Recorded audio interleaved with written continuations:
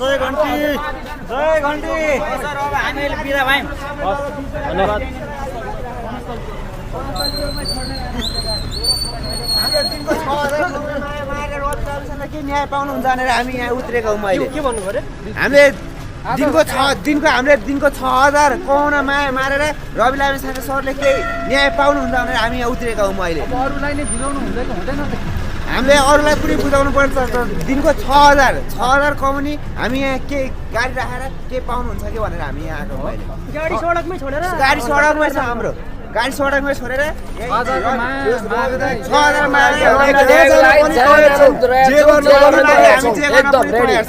सदस्यता पनि लिन र यो राज्यले रविमाथि गरेको अत्याचारलाई हामी चाहिँ चिर्नको लागि र रविलाई साथ दिनको लागि आएको हाम्रो रवि लामिछानेको हस्ताक्षर विरुद्धमा हस्ताक्षर अभियानमा सहभागी भएर उहाँलाई सहयोग गर्नको लागि हामी राष्ट्रिय स्वतन्त्र पार्टीको कार्यालयमा आएर सहयोग गर्न खोजी हामी आइपुग्यौँ खोजी